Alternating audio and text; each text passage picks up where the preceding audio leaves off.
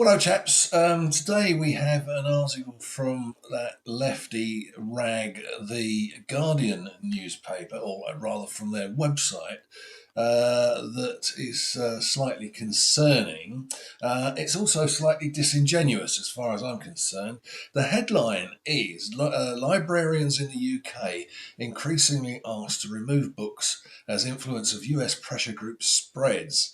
Now, what they don't tell you in that are headline is that the libraries that they're talking about are not public libraries for adults, they are school libraries. And that's a very important distinction. Anyway, it says requests to remove books from library shelves are on the rise in the UK as the influence of pressure groups behind book bans in the US crosses the Atlantic, according to those working in the sector. I'm not quite sure that that's necessarily the case. Anyway, to continue, the situation here is nowhere near as bad. Censorship does happen, but there are some deeply worrying examples of library professionals losing their jobs and being trolled online for standing up for intellectual freedom on behalf of their users. And that intellectual freedom that they're standing up for is for books that are LGBTQ.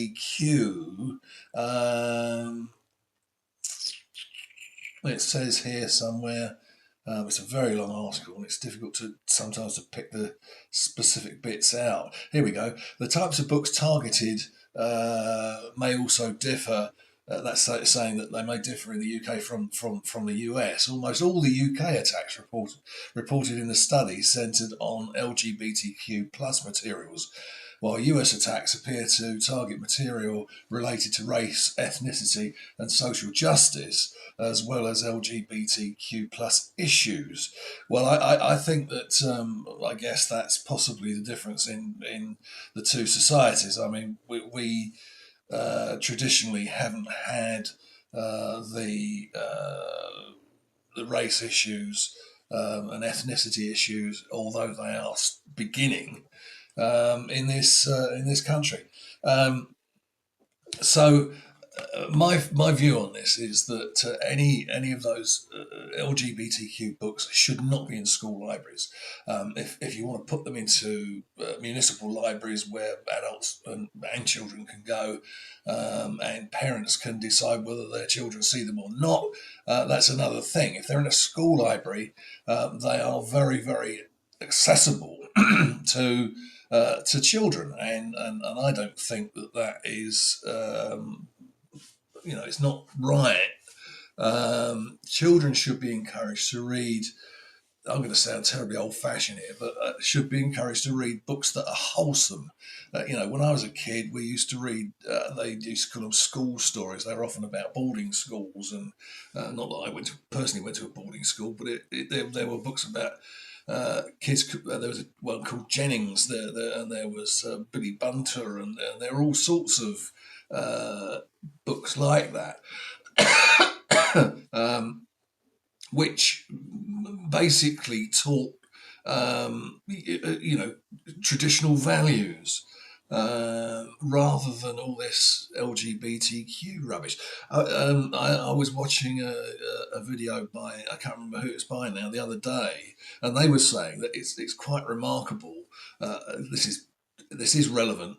I think it's quite remarkable what percentage of Hollywood movie stars have LGBTQ children. It almost seems that there's, well, I think there is. It's not. It doesn't seem that way. It is a fact that they're encouraging behaviour which is possibly not the children themselves. It's not their natural behaviour. They're being encouraged down a specific path, and books like that in a school library is all part of that kind of attempt to change the society that we live in. It's a very devious, very kind of deep-seated attempt, as I say, to change people's attitudes and ideas. No, I'm not sure whether I've mentioned it, but I mean, I'm not in the I'm not in the business of burning books, which and I think that there should be some excuse me, freedom of speech. However, it's a question of you know at what point do you say that people are sufficiently mature? I'm not going to say adult necessarily, but are specifically are mature enough to read that kind of content. Anyway, that's it for today. Thank you very much for joining me. Well done if you got this far, and I will see you on the next one. Cheers for now.